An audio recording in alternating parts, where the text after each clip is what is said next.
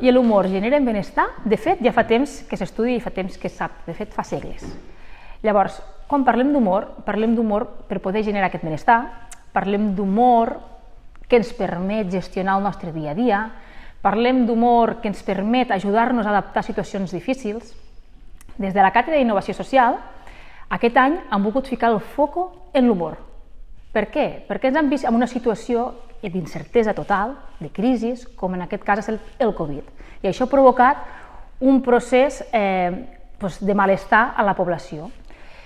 I sabent que l'humor ens permetia generar aquest benestar, i és més, veient la gran quantitat de moviment en l'humor que hi ha hagut a les xarxes, ja sigui per vídeos, ja sigui per humor gràfic o inclús dins dels programes, ens ha permès poder gestionar aquest moment de la crisi del Covid. Aquestes jornades, les 6enes jornades d'INSOC del 2020, van destinades o van encarades a com l'humor ens permet ajudar a gestionar el nostre dia a dia en la crisi d'aquesta situació o en les nostres petites crisis que tenim momentànies i diàries. De fet, ens plantejarem o ens plantejaran si l'humor és quelcom per a aquesta situació de crisi o l'humor és necessari pel nostre dia a dia.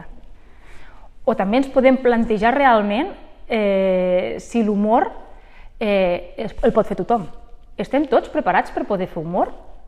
O hi ha persones que estan més capacitades que d'altres? És més, els diferents ponents ens parlaran com ells es van iniciar en l'humor i que l'humor en si és difícil, té límits, perquè realment poder fer un humor correcte, un humor viu, un humor fresc, no és fàcil. Has de saber tenir en compte o trobar la persona correcta, el moment correcte i fer humor sobre la situació correcta. No és fàcil. I ells ens parlaran d'aquests límits de l'humor.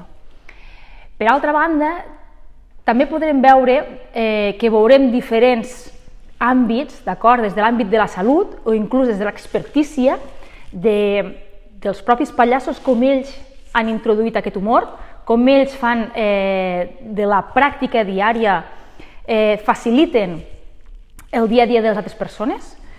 I el més enriquidor de tot, que parla cadascun d'ells, és que l'humor comença per un mateix. Nosaltres no podem generar humor si no ens el generem nosaltres mateixos. I aquí és on està també aquest gran avantatge d'aquesta gran estratègia o mecanisme, que l'humor ens genera a nosaltres benestar i genera benestar als altres i permet aquesta connexió, aquest vincle entre els diferents públics o les diferents persones.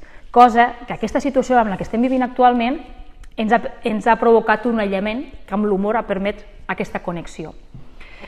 I per altra banda, ens donaran alguns petits tips o estratègies que ells han utilitzat o que utilitzen diàriament per poder treballar en el seu humor. Perquè, de fet, ells el que comenten és que, o ells i elles els que comentaran, és que l'humor s'ha de treballar.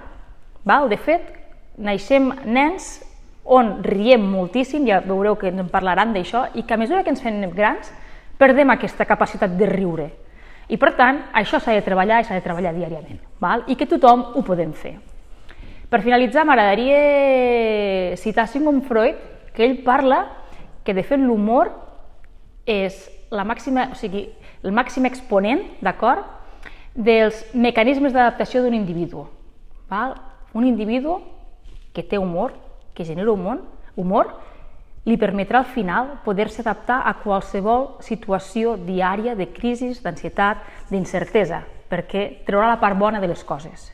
I sense més dilacions, us deixem amb els nostres ponents on us podran donar unes petites pinzellades i diferents coneixements que us ajudaran a veure que les situacions de crisi, males situacions o situacions difícils, sempre se li pot treure la part positiva de les coses.